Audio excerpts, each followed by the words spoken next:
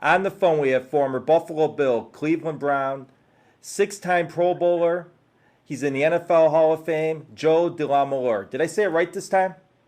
Yeah, DeLamielleure. It's easy. DeLamielleure, either way. Just say Joe D. It's easier. Joe D. Yeah, David has enough trouble pronouncing Joe, so, There you go. I see that you went to Michigan State for college. How did you end up in Michigan State? I'm from Detroit, and actually how I ended up there, I wanted to go to Michigan. I was Bo Schembechler's first recruit. And then I wanted to go to Notre Dame, and my dad told me I could go to neither because Duffy was the only Catholic. Duffy Doherty was Catholic. He said, so you go to Michigan State because he is Catholic.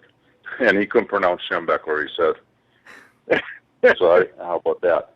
Because Notre Dame's that's coach... how I ended up there. And I'm from Detroit, and a lot of guys from our area went there.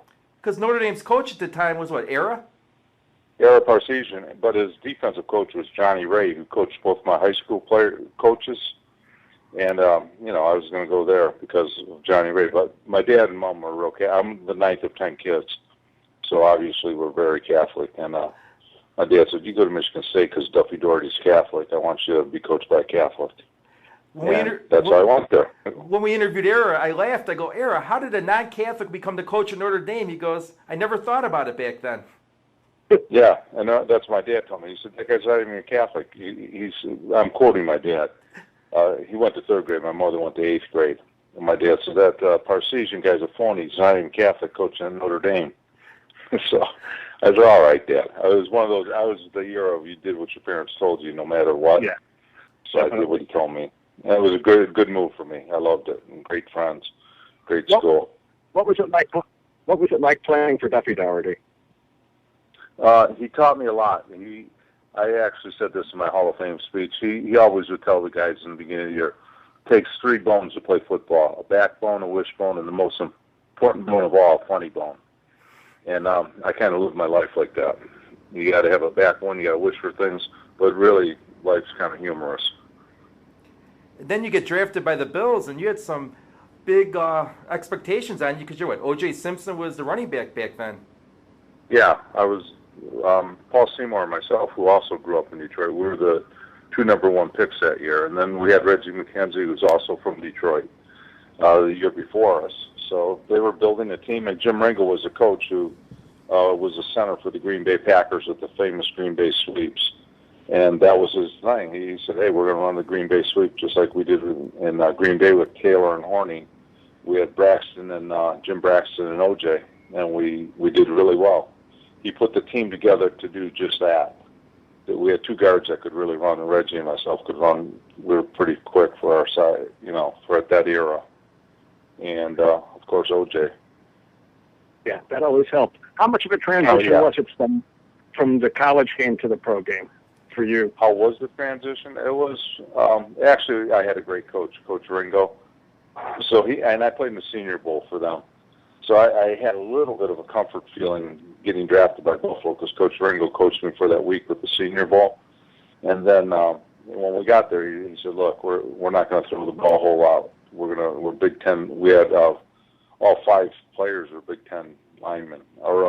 Mike Mottler was from Colorado, but he was from Columbus. But the rest of us all played in the Big Ten. Donnie Green, Dave Foley, Reggie, and myself. And so we're used to running the ball. And Coach Ringo, he had a great play, and we just ran it over and over. Nobody could stop us.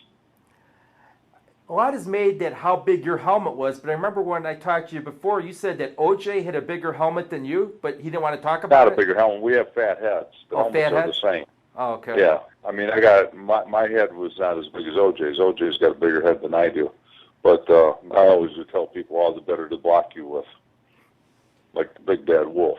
But anyhow, it was a different game back then. We played with, you hit with your head. And actually all the rules, all this concussion things came because we were the guinea pigs. If you didn't put your face on guys and get blocked with your head, you weren't going to be in that league very long. And that'd be like one of the first things I'd say, man, that guy, he's a wuss. He won't put his face in there. Then the next thing you know, they're gone. We were the guinea pigs for the current players right now. And, we had head slaps. Now there's no head slaps. We had the wedge. There's no wedge. There's no chop block.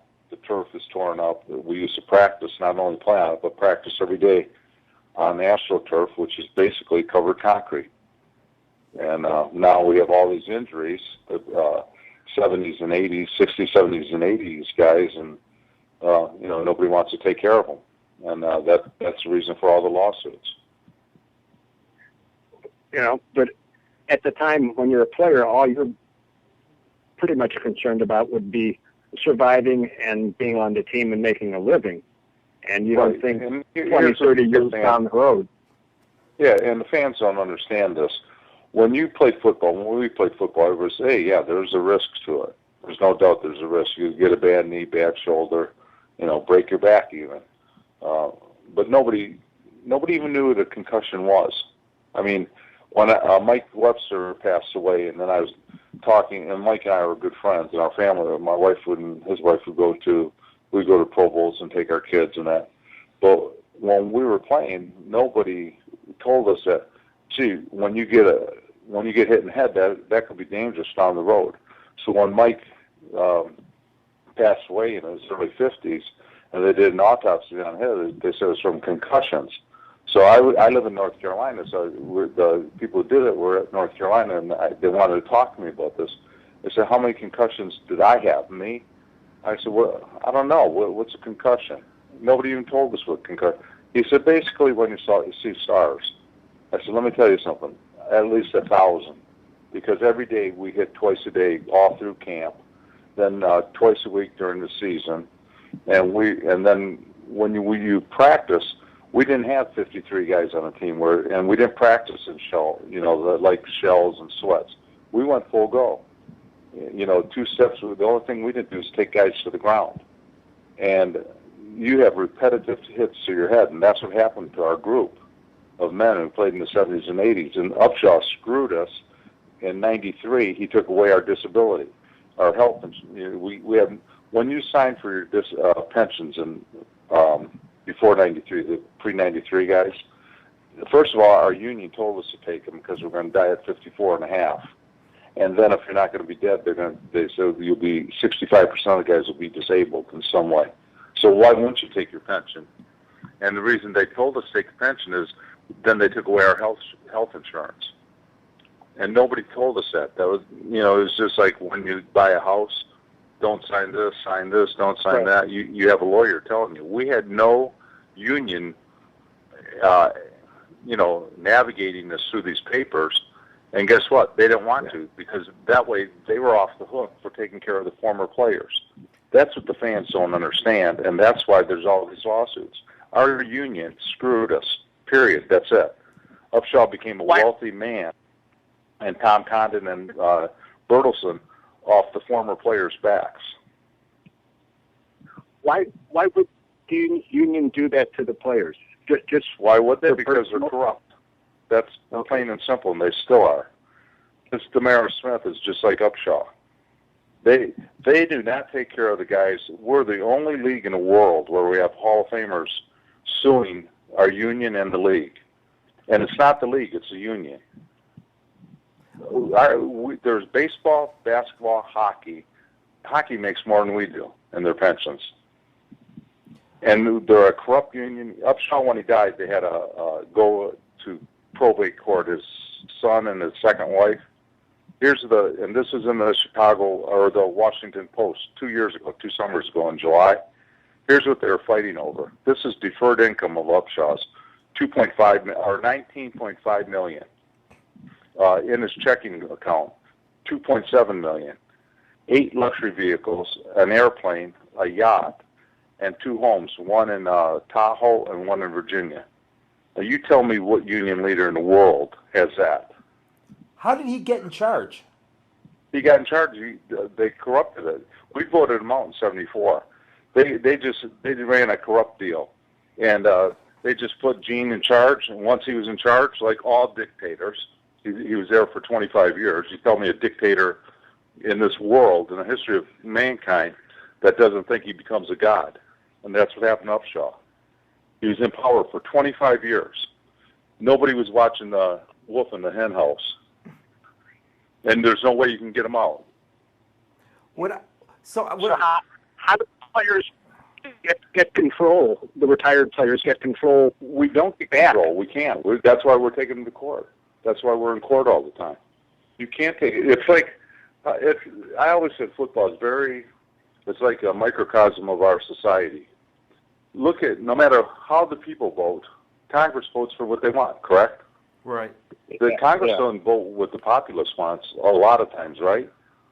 If they did, we would have lower taxes, better medical, just like the NFL. What do the politicians promise you every time there's a new election? We're going to have lower taxes. We won't raise taxes. We'll have better health care for the elderly. Has any of this ever happened? Our union's the same way. What I found interesting was I saw the financials for the union, they had $90 million in cash in the bank. I mean, that's unheard of. What's really unheard of about the union, our union, is that it's the marketing arm for the NFL.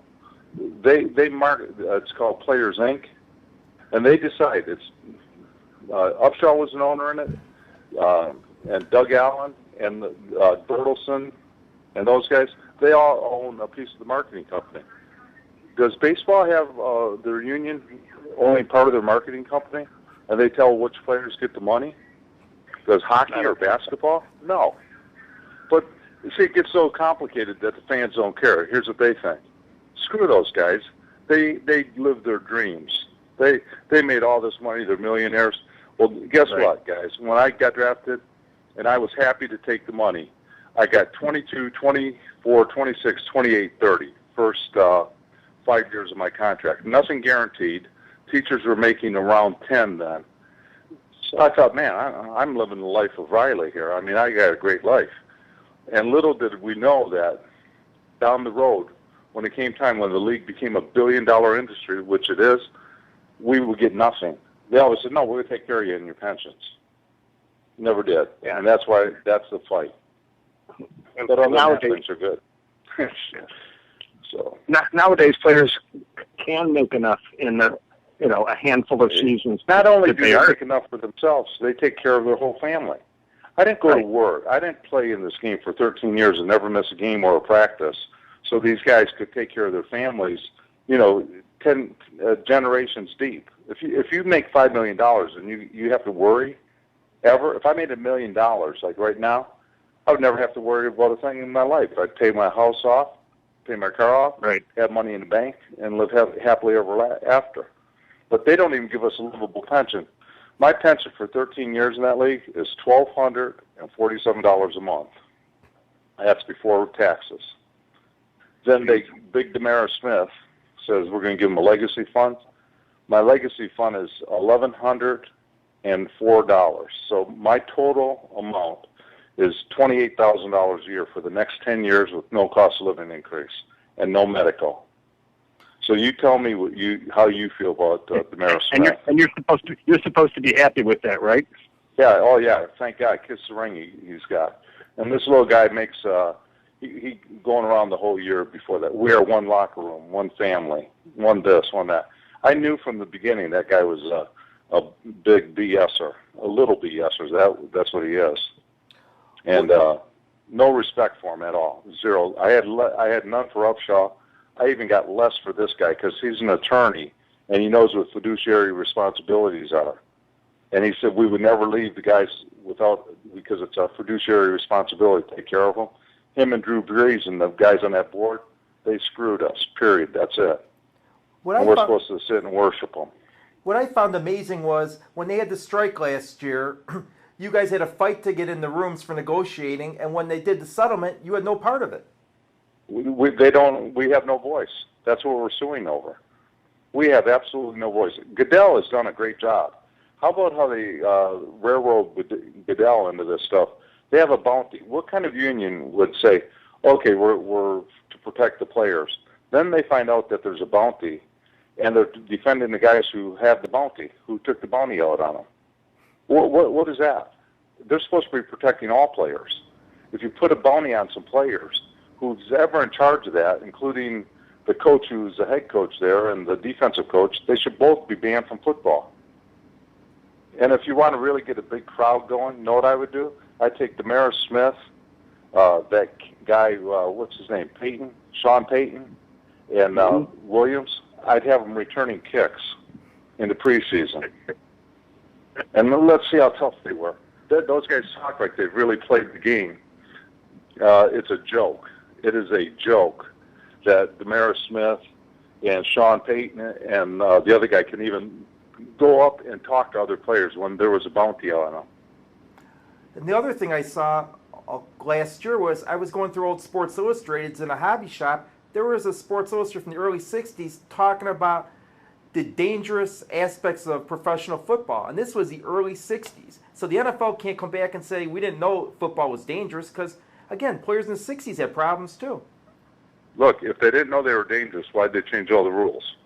Right now, why are all the rules changed? No wedge, no chop block, no head slap, pulled up the artificial turf. These guys practice in shells, like they don't practice in full pads. They have a day off during the week. Because of us. They looked at us and they said, we can't have this. We're going to kill these guys. We had 43-man rosters. I mean, come on. They got 53 guys they can practice with, plus a practice squad. I don't begrudge your current players anything. Hey, they're good. But they don't realize when we ate when we go to the facility, like go to Rich Stadium, we go there, we pack our own lunch. What do? They have breakfast there and dinner and lunch.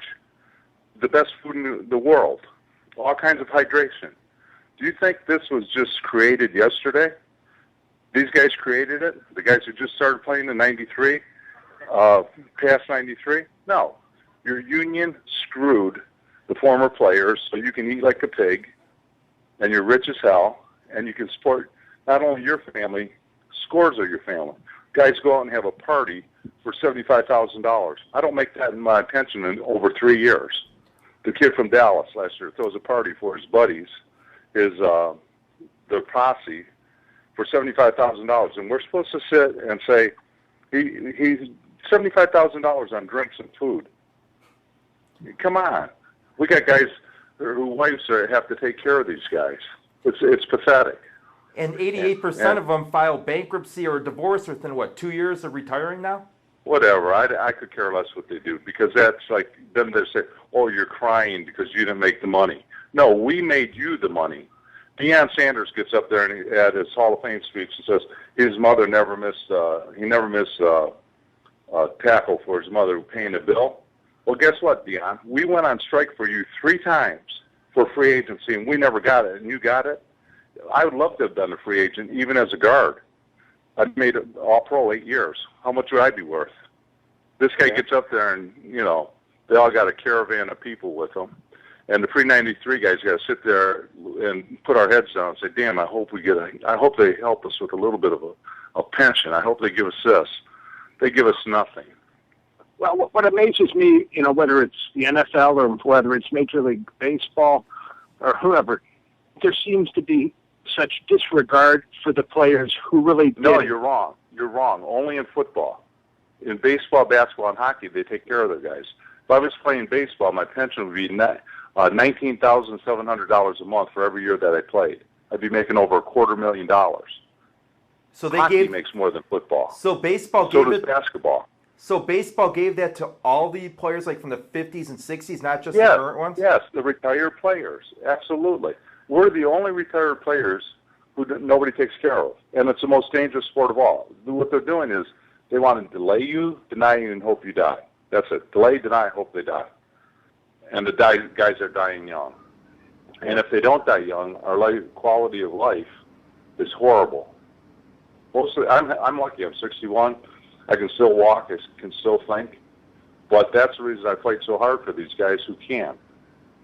And I don't get a penny for doing all these radio call-in shows and doing this and that, but I'm not going to shut up because I know what Gene Upshaw was, and I know what Demaris Smith is. And I know what Tom Cotton is, and I know what Dick Bertelsen is. I know what they are, I'm sounding like I got dementia. But these guys have abused the former players.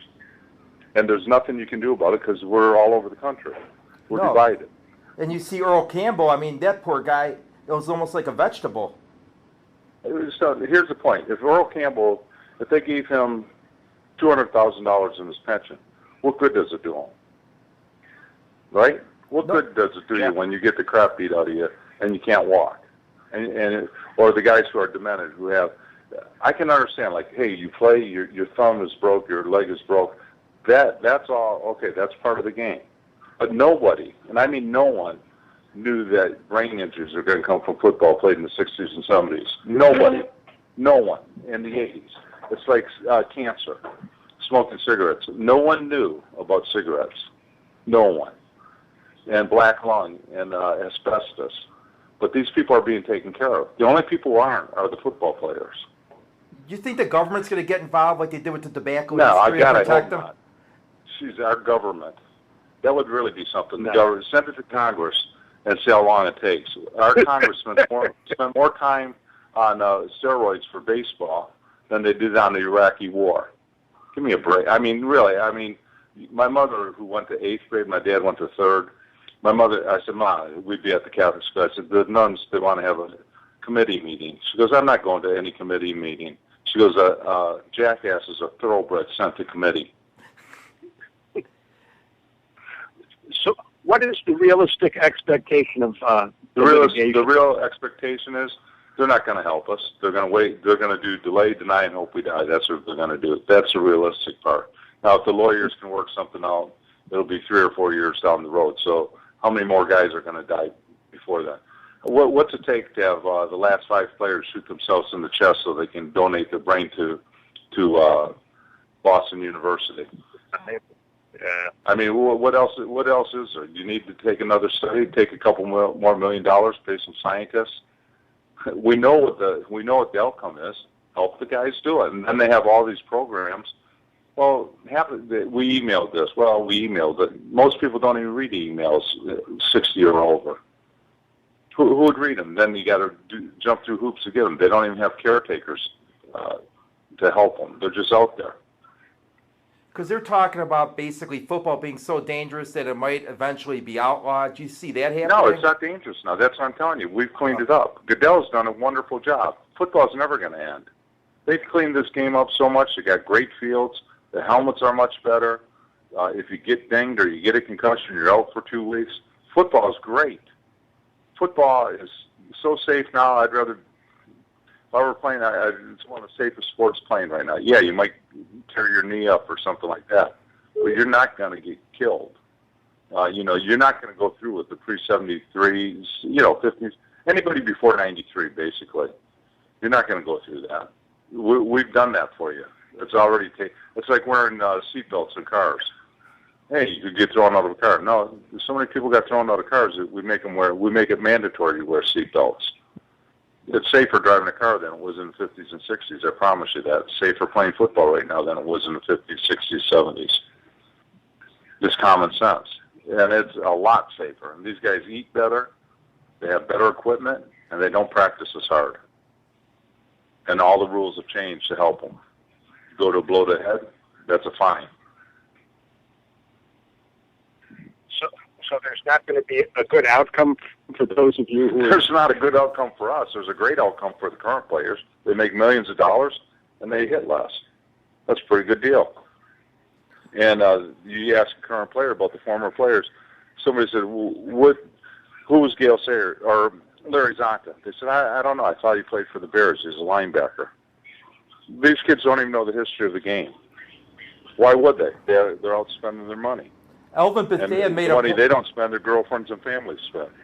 Elvin Bethea made a nice point to us last month. He said, I really enjoyed this year's inductees into the Hall of Fame because they were humble and they were honored to get in there. He said a couple years ago, I looked at another Hall of Famer, and this guy kept saying, I earned this, and didn't act like it was an honor. Darryl Green, this is my day.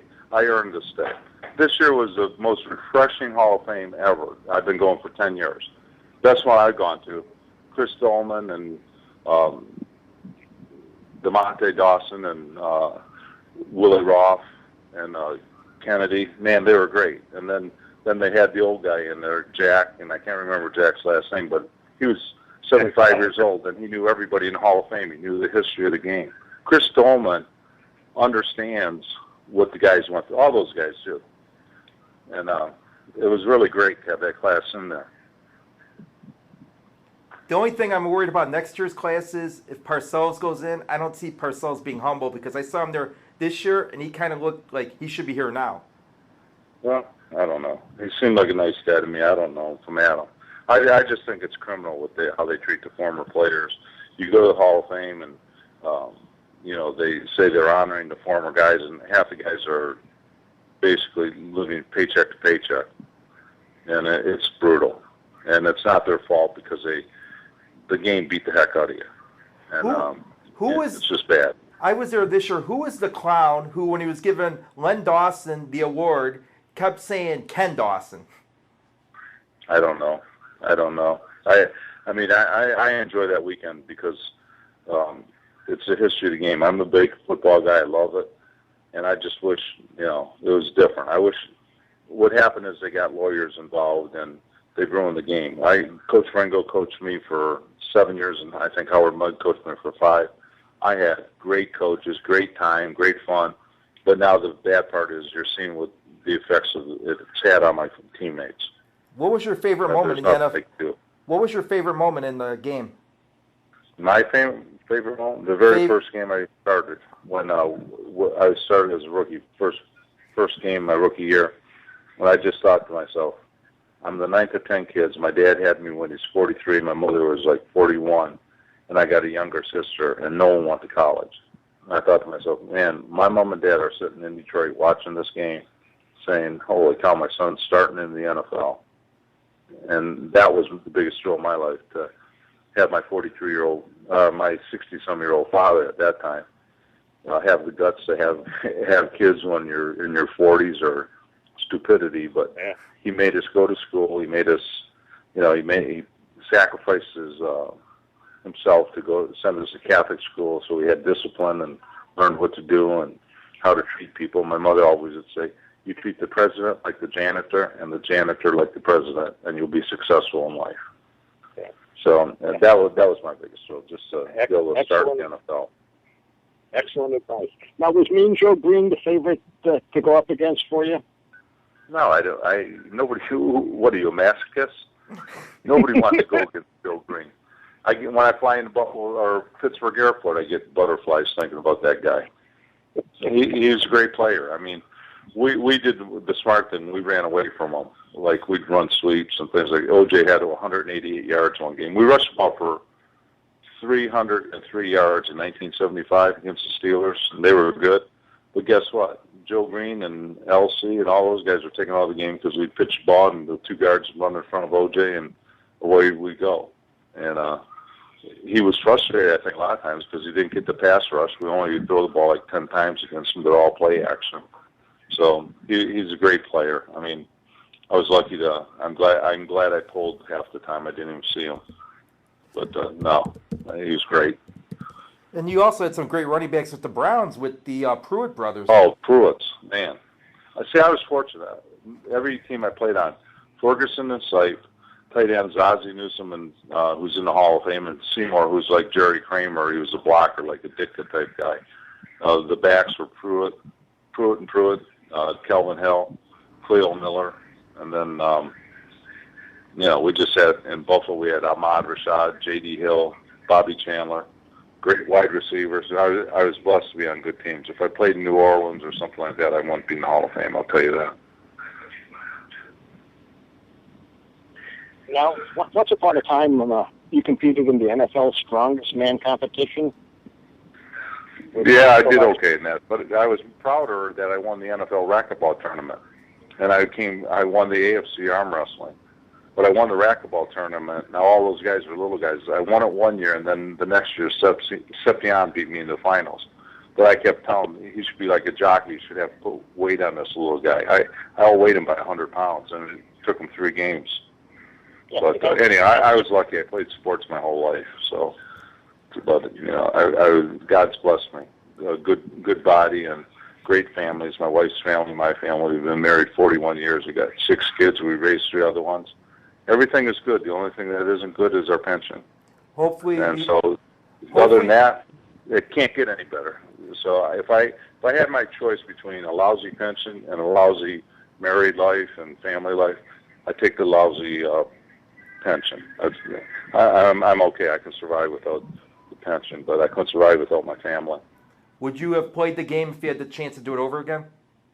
That's a tough question. You know why? Because we didn't know the things. I loved it. I was addicted to football. Would I have my grandsons play it right now? I don't know. I don't think so. For me, yeah, I'd play it because, you know, everything being equal, I'd still play, but I want to have my children play it how we played it. How they play now, I guess they could play it, but why wouldn't I play it? They make millions of dollars, and I'm not saying money's everything, but it sure helps. Hopefully these players nowadays get hold the union and say, we got to do something for the former players, but like you said, I don't see it happening. They had their chance last year, and they didn't do anything. Because guys like Drew Brees and that, they got their heads in the sand. They listened to this guy, DeLamielleure Smith, and Tom Condon, and all these agents. All they did is take the money from the rookies, gave it to the older players, but guess who's keeping the money? The agents. Exactly. That's all they did. They switched it around. They, instead of Stafford and those guys making all the money, and now they give money to like the kid from Buffalo side for $50 million. You know, they gave it to the veteran players, but guess who keeps keeping the money? The agents. You're exactly right. It's really disgusting, to tell you the truth, because here's guys who've never had a bloody nose in their life, just screwing over guys who really are tough guys, but can't do anything about it.